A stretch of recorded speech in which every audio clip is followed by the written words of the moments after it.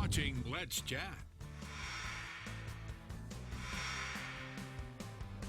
Like many things in 2020, fundraising events are taking a new turn and a new look. Here to give us some information on one of the annual events for Walk to End Alzheimer's, benefiting the Alzheimer's Association, is Mr. Tim Crystal. Good morning, Tim. How are you? I am doing very well, thank you. How are you? I am doing wonderful. Of course, like we said, 2020 is looking different for everyone, especially for fundraising events. Can you give us a preview of how things are going to look for this year's Walk to End Alzheimer's? Well, one of the great things about coming on the show a little later and having people like Mike Keith talk about the COVID changes that they're going through this year and everyone's going through, Alzheimer's Association is has dealt with those very same changes.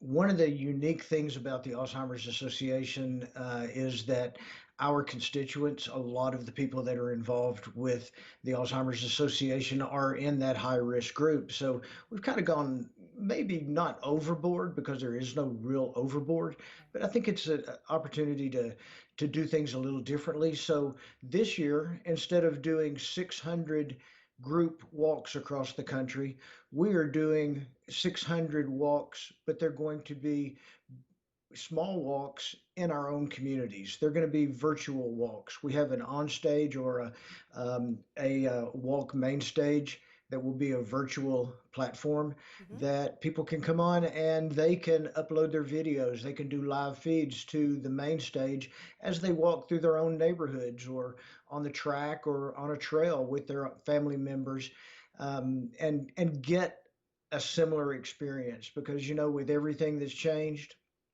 the number of Alzheimer's patients continues to grow. Right. And Absolutely. right now we're at 5 million in the United States, 120,000 in Tennessee alone. Wow. And by 2050, it's expected to grow 3 times that amount.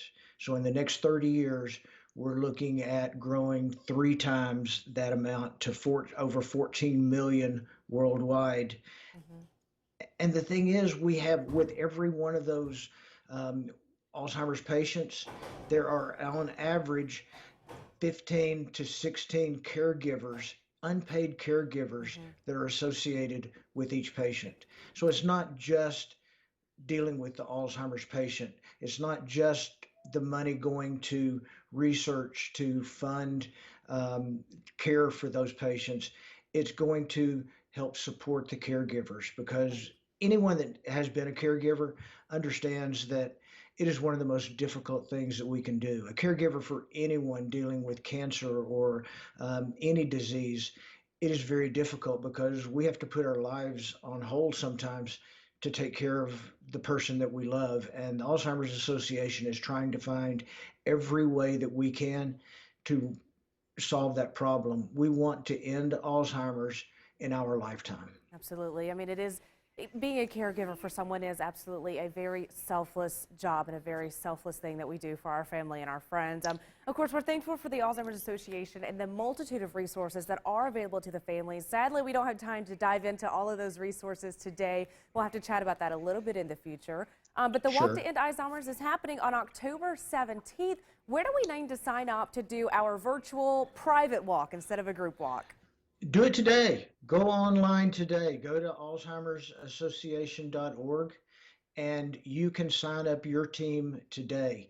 We've been raising funds all year. We've been working toward our goals all year. And so on the 17th, we're going to have the Promise Garden at AT&T Field. We'll have an opportunity to do that virtually and walk on October the 17th and show your support and raise funds. All right, Tim, thanks so much for joining us this morning. Of course, we are excited to still have the annual event, although it looks a little bit different. Grab your family, grab your friends, and sign up today. We got to run, but we'll see you tomorrow on Let's Chat.